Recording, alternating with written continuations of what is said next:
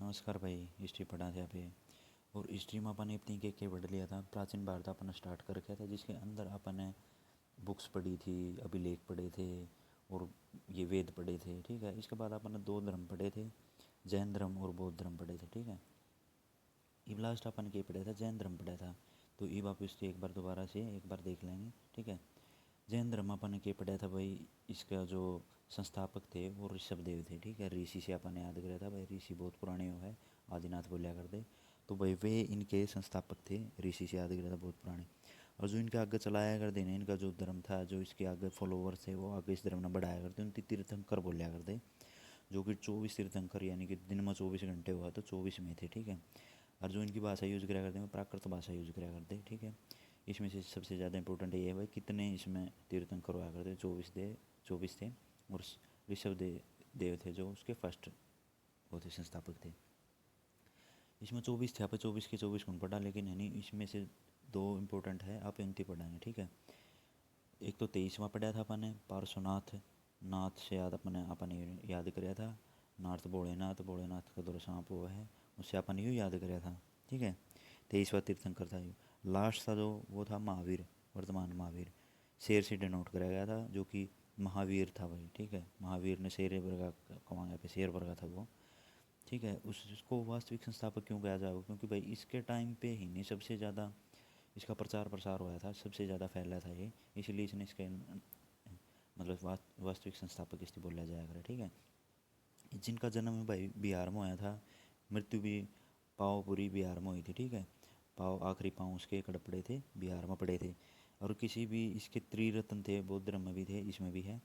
तो इसके त्रिरत्न को अपन कैसे याद कराया था भाई, ज्ञान प्राप्त करना है नहीं, अपन ज्ञान प्राप्त करना है तो अपन किताबों के दर्शन करने पड़ेंगे, और अपना करेक्टर भी बढ़िया होना चाहिए। ठीक है, इससे अपन ने यूँ याद कराया था।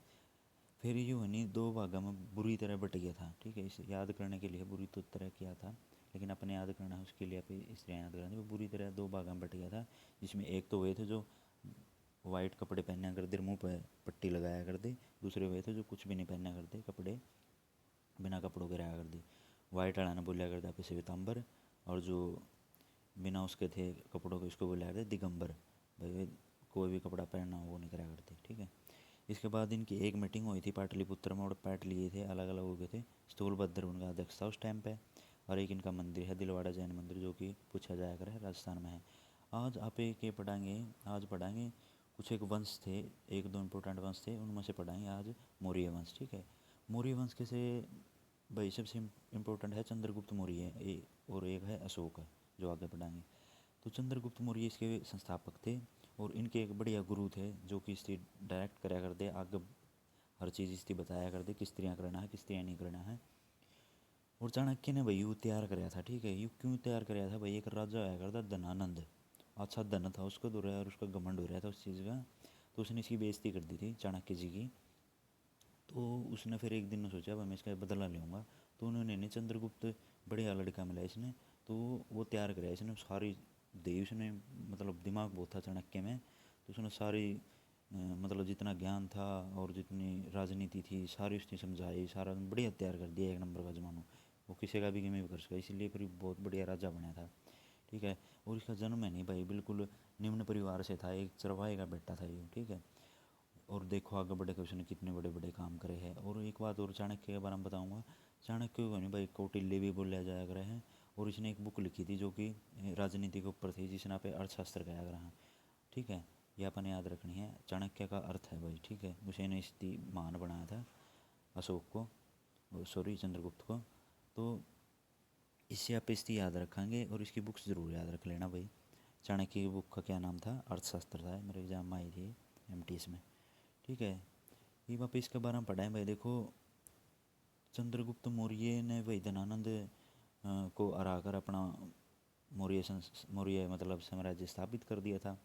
और चाणक्य ने वो सारा आगे बताया था भाई, किस तरह युद्ध लड़ना है, किस तरह नहीं करना है। ये वापस थोड़ी सी इसके बारे में पढ़ाएंगे। ठीक है, चंद्रगुप्त मौर्य देखो इसने अपन लिख रखा है इसमें, धनानंद को हराकर मगध के राजा बने थे। ठीक है, गुरु इनके ये थे, और बुक्स का नाम ये था अपना। इसके बाद क्या हुआ भाई, इसके उत्तराधिकारी काफ़ी थे ये मौर्य साम्राज्य में, लेकिन आप वो पढ़ाएंगे जो अपने खातिर इंपॉर्टेंट है। इसके उत्तराधिकारी बने थे वे बिंदुसार। ठीक है, बिंदुसार याद रखना बस भाई, इसके बिंदु फुल स्टॉप लग गया था, ये कोई बढ़िया कौन था ये बिंदुसार। स्त्रियाँ पे इसका इतना याद याद रखा है भाई, इसका जो उत्तराधिकारी था नहीं जो चंद्रगुप्त मौर्य का, वो बिंदुसार था, जिसे स्त्रु विनाशक भी कहा जाया गया है। इसके बाद भाई जो इससे भी ज़्यादा जिसने सारे जगह मतलब पूरा भारत तक लेकर बाहर तक, उत्तर दक्षिण पूर्व पश्चिम सारी जगह अपना जो प्रचार प्रसार कराया है, वो थे भाई द ग्रेट अशोका।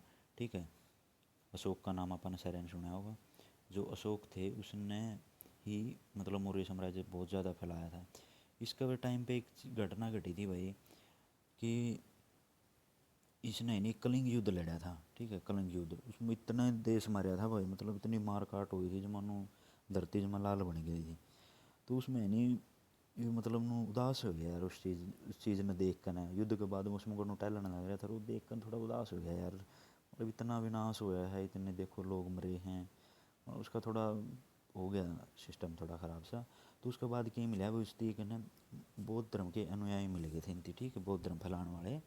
तो वो जिस जो कि जिनका नाम था उपगुप्त नाम था, वो बौद्ध धर्म के अनुयायी थे, ये इसके दरबार में आए और इसने कहा भाई इतना इतना सारी जगह युद्ध लड़े है, इतना इतना खून खराबा करे है भाई, तुम किस तरह तुम अपना जीवन वो करेगा यार, अगर इस टीम के लिखा जाओ तेरे खातर, तो इतना क्रूर शासक था तो नहीं इतना नो नरसंहार करे है तने।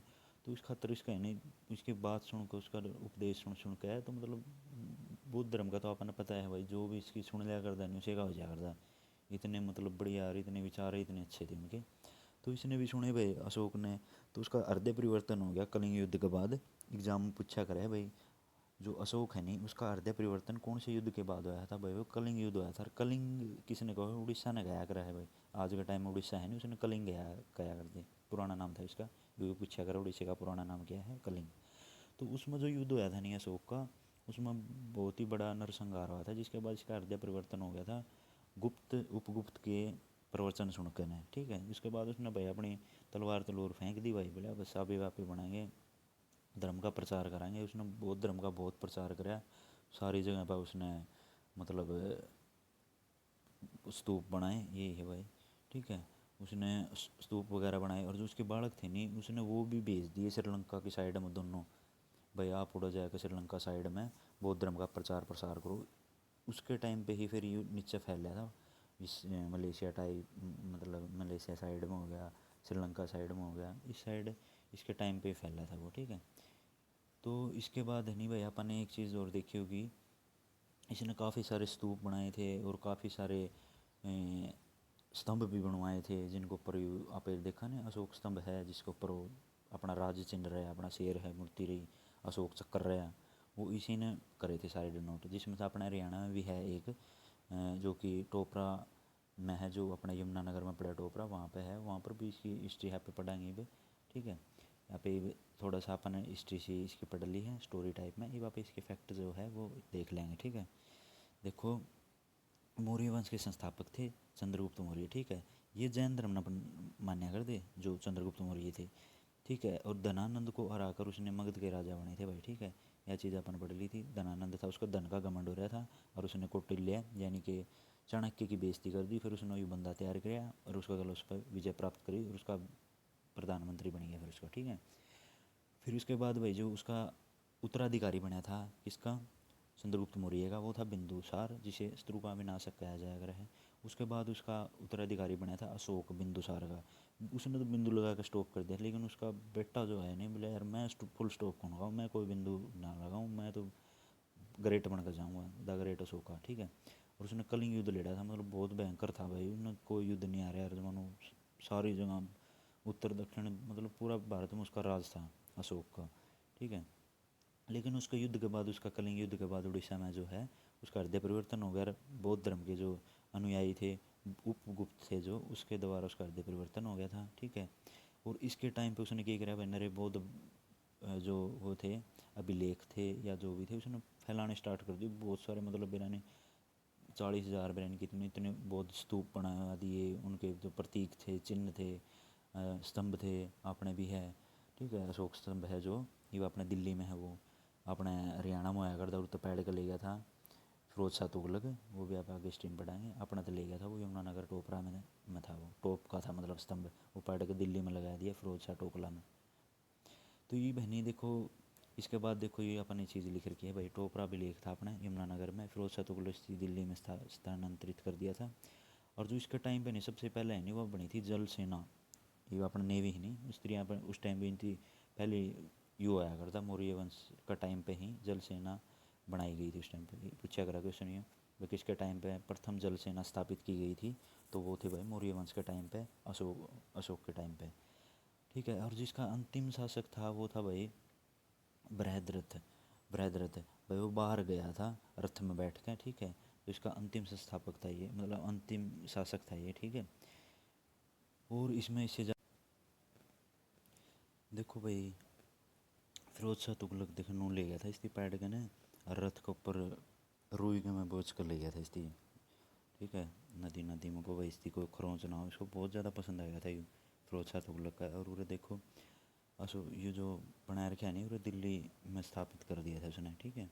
स्त्रियाँ स्त्रियाँ देखो उसके ऊपर लिख रखे थे बहुत ज़्यादा भाई, जो अभिलेख थे उस टाइप की उस पर लिख रखे थे।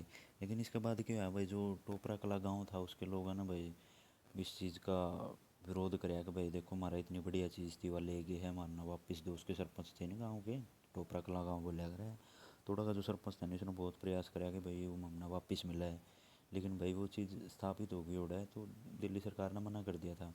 तो ये बीजेपी का आने के बाद है नहीं भाई उसमें थोड़ा सा हेल्प करी, और कम से कम जो मनोहर लाल खट्टर के टाइम पे उड़ा अच्छा थोड़ा डोनेशन दिया गया भाई, तो हमें इसमें है नहीं कोई उसकी प्रीति चिन्ह या उसका प्रतीक कोई और स्थापित कर सको। तो टोपरा कला गाँव के लोग आना उड़े अशोक चक्र स्थापित कराया उड़े, ठीक है। देखो यूरे इस टाइप का अशोक अशोक चक्र है नहीं जो ये स्थापित कराया था स्त्रियाँ का, देखो गोल चक्कर है इसमें 24 तिलियाँ वहाँ हैं, तो यू उड़ा स्थापित कराया उसका उसकी जगह पर, ठीक है। काफ़ी बड़ा है, देख लो टोपरा कला गाँव यमुनानगर हरियाणा, 30 फुट ऊंचा है, भारत का सबसे बड़ा अशोक चक्र है ये, ठीक है। और ये सारनाथ है भाई, सारनाथ का अशोक स्तंभ है जो उसमें ये दे रखे है, ठीक है। 3 मुँह वाला जो अपने राष्ट्रीय चिन्ह है वो है, ठीक है। ओके भाई इतना ही पढ़ाएंगे इसमें, ठीक है। Thank you.